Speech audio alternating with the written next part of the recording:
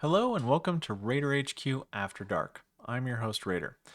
And I kind of wanted to do a follow-up to some of the other videos that I had done about higher level reviews and kind of talk about, a little bit more as to the behind the scenes, rationales for why sometimes you might want to do one, sometimes what the purpose of them are, and kind of provide some tips and overall advice on maybe how to strengthen your higher level review should you choose to do one. So let me go ahead and share my screen. All right. So I want to start off by talking a little bit more about what the purpose of a higher level review is.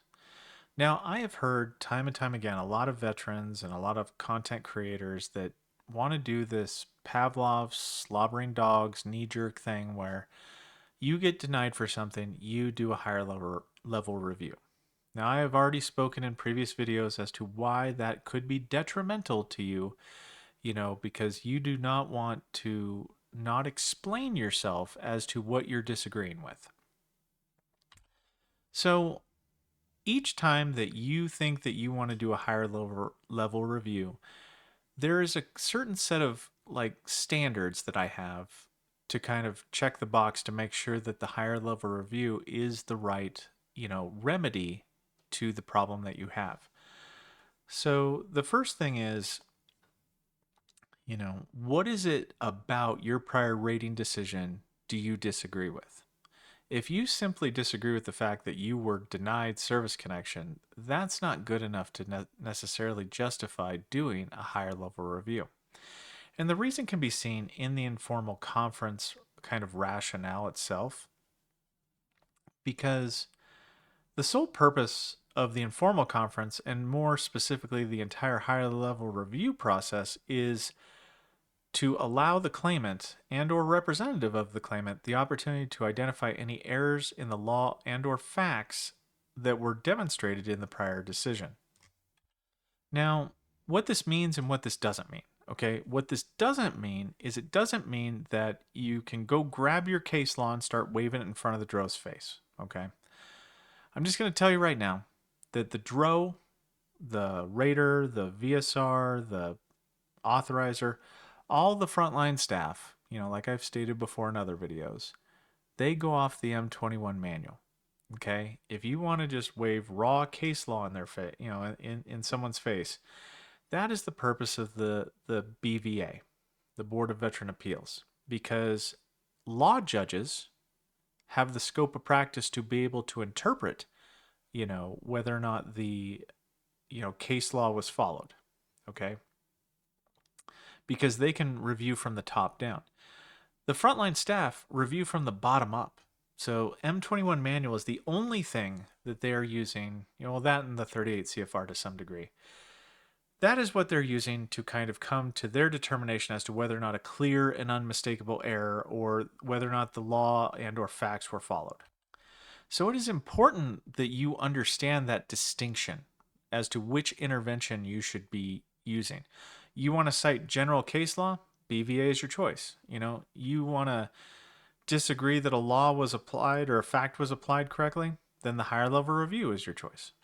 And the reason why I'm bringing this up is because a lot of the times people will cite the case law, and, I haven't come across somebody that has citing case law that is happy, right? Everybody that is citing case law is frustrated because they believe that, the VBA is not applying it correctly and appropriately. And, honestly, I've said this before in other videos, I can only get called an error, a QMS error, based upon the manual and the CFR, because that is the layperson's text to tell us how to do what the case law says. So if you want to effectively fight, a prior rating decision that didn't go in your favor, you need to adapt how you fight within the guidelines of the process, and that's the M21 and to some degree the 38 CFR. So another tip that I'm going to point out here is the best way for you to come to that conclusion as to whether or not something was or was not done correctly is by familiarizing yourself with the rating decision. and actually reviewing to get the subtle nuances of why you were denied. What was in your favor, what was against you. So this is the short form narrative denial example, and it's not the best in the world by any stretch of the form. I mean, I wouldn't have structured it this way. It's not how the system structures it either. So, but it's all I got. So let me go ahead and review it. So in this example, the veteran was denied for left shoulder condition due to no diagnosis. And if you were to just stop right there, you would think that that's what you were denied for. But it isn't actually all that the veteran was denied for. They were denied because they missed their VA examination and they did not indicate good cause for missing it. So it's kind of a two-parter. They missed the exam, and because they missed the exam, they were given no clinical diagnosis because the findings of fact, they didn't have any alternative evidence to show that there was a diagnosis. So why this matters is because, if you came across a situation to where you did in fact provide some kind of good cause in, like you phoned in and maybe even you send in a form saying, hey, look, my car broke down and that's why I missed the examination. Like, if that's why you didn't attend the exam, then you need to familiarize yourself. Okay, like this is why I was denied because of no diagnosis. But if I had a scenario where I had submitted good cause and they didn't take it, then it's on you as the veteran to look up in the manual what is good cause and did you in fact satisfy it. So if I was to, for this example, we're going to say that you sent something in, you called in and you sent in a form. And for whatever reason, that happened before the rating decision, but the rater didn't apply it and give you a new examination. How I might suggest that you fight this, right, is before you just knee-jerk submit a higher level review, you would go and you would research the reason for denial. And in this case, it's good cause. Was good cause actually satisfied?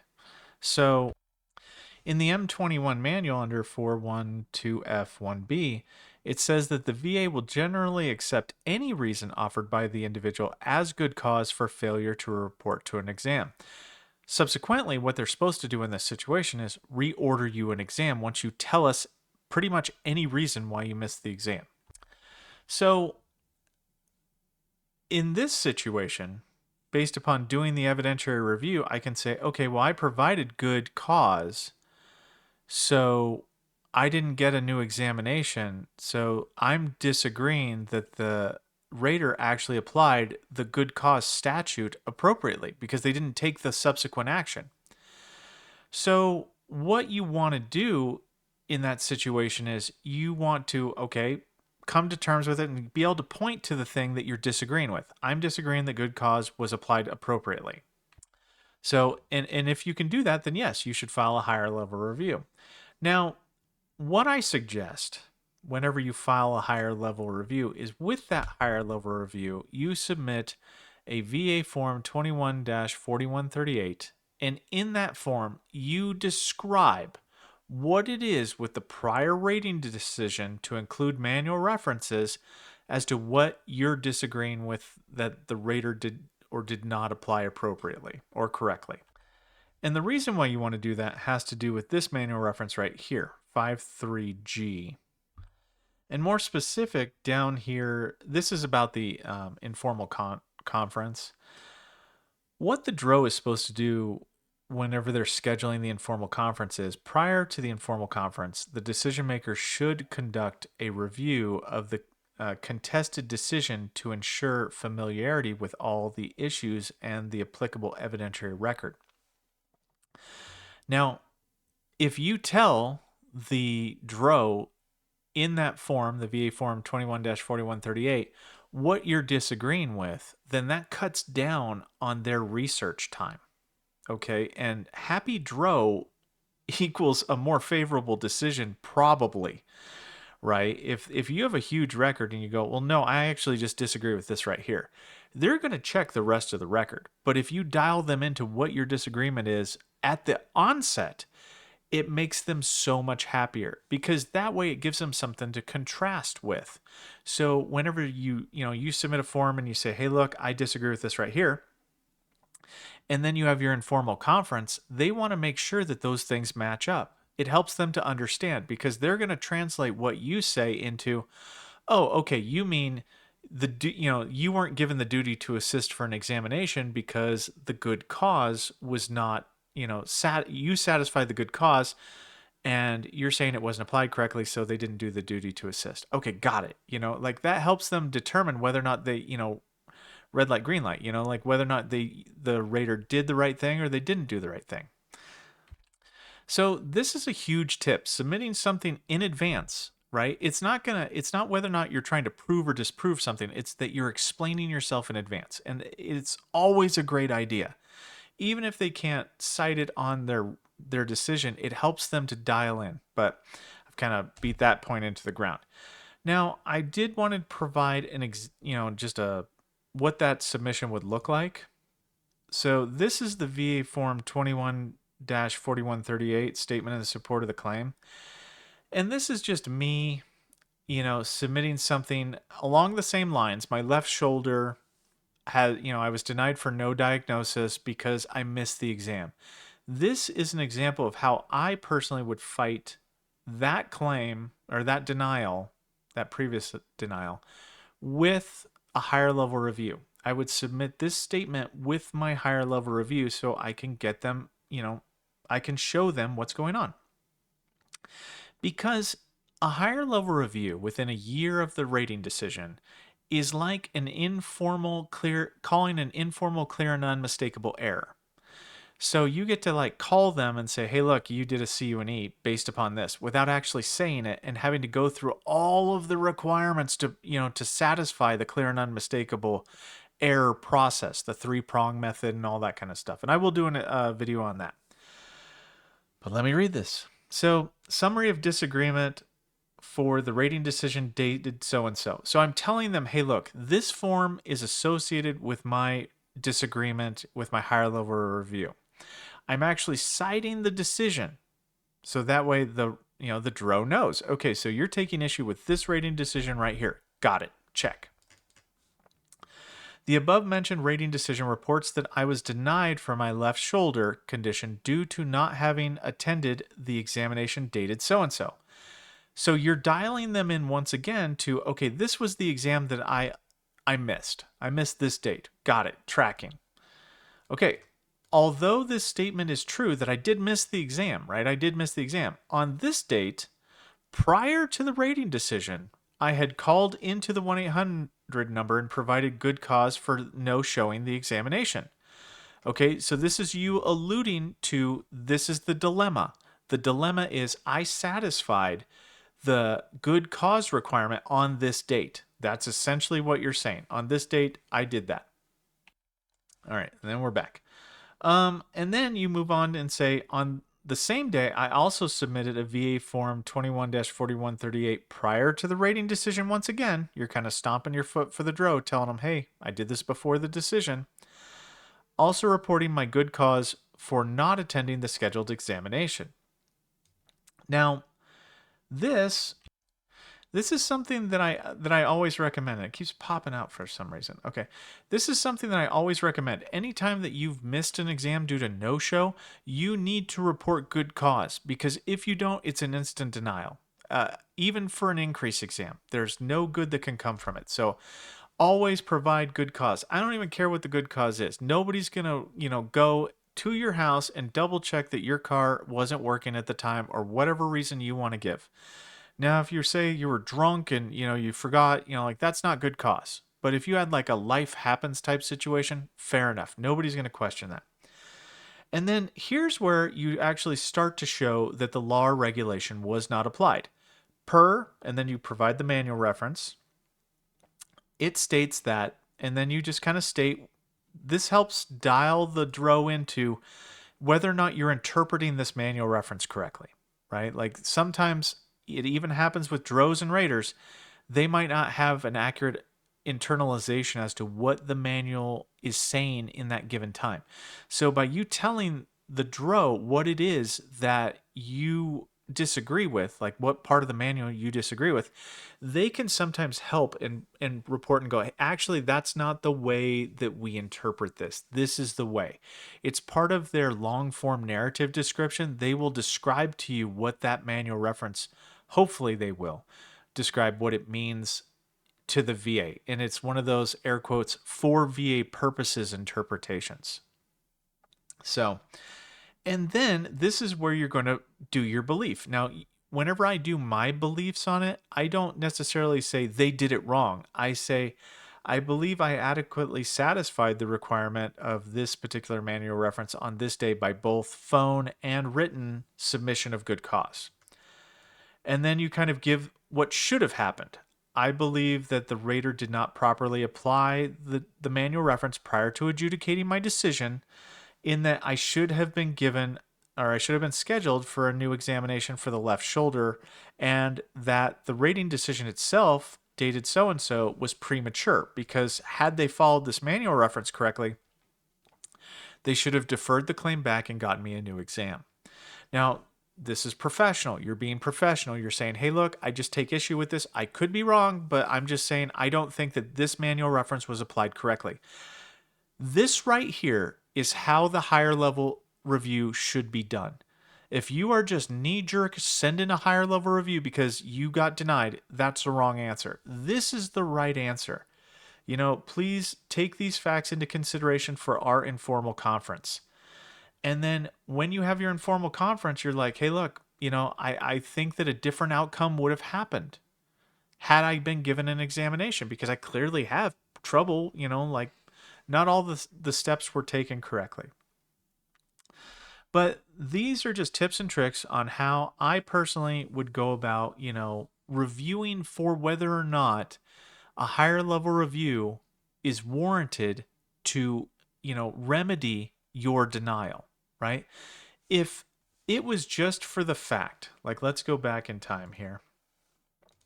If this was different and we exclude this right here and you were denied because you have no clinical diagnosis, if there's no evidence to support that you have a clinical diagnosis, right? Like the exam just says there's no clinical diagnosis and you didn't have one at that time. But let's say 6 months later you go to the examiner or you go to your doctor and then they diagnose you with a shoulder condition. That is a supplemental claim. You have supplemental evidence that could help you be granted that wasn't already of record at the time. Okay.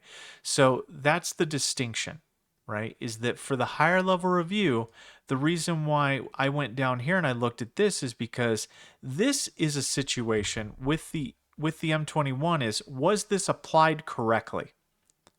Now, you can also, get that exam. Like, let's say that you do the higher level review. They're going to call a duty to assist error because the rater should have given you a new examination. And then it'll be up to whatever the evidence proves. Sending a higher level review doesn't necessarily mean that, oh, you know what, I'm telling mom and dad and then they're going to weigh in. Like, that's not the way this works.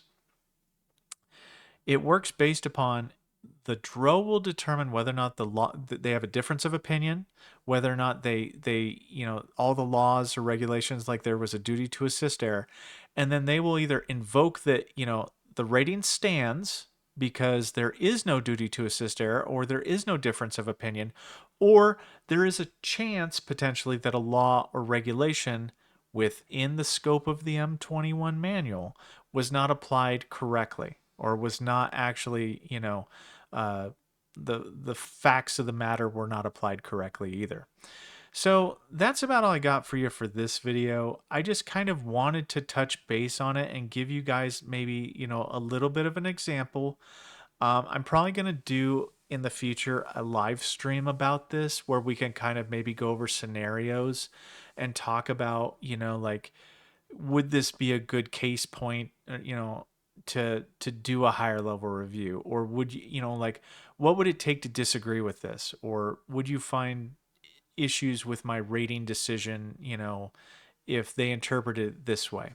Because I have seen other people that have said, hey, look, would it be a higher level review if, they said that there was no facts found in my, like there's nothing in your STRs, but you can clearly show something was in your STRs.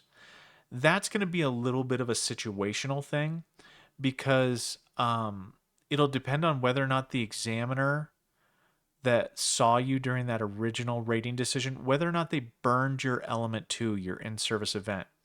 Sometimes they can do that and say, hey, I see that you had a knee injury, but I don't think that that knee injury would have constituted a chronic permanent disability.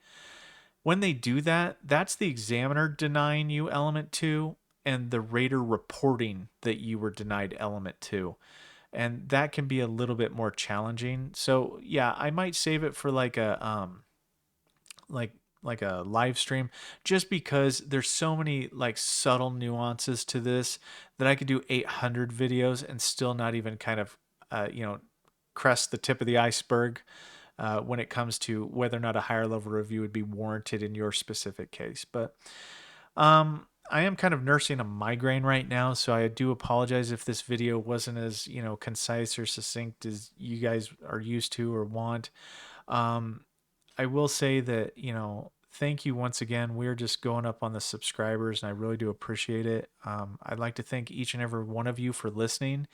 And if you do like the comment or the content, please like and subscribe and do all the YouTubey things, please, and watch other videos. I mean, I will go through, and if something does change in the M21 or if the anything is updated, I will do new videos on them so you have the most current and up-to-date evidence. But yeah, thank you guys just for your awesome support. And like I said, we are going to be doing live streams starting this coming Saturday. Technology willing. But yeah. Anyway, that's about all I got for you today. I might tomorrow's video might be a filler video just because I am kind of, like I said, rocking a migraine right. I'm starting to get a migraine. I'm getting the aura and whatnot. So it might just be a filler video. It might not be too deep on the rules and regulations. It might just be like, I like flowers or something. I don't know at this point. But anyway, that's about all I got for you guys. Thank you for your patience if you listened to the end, and Raider out.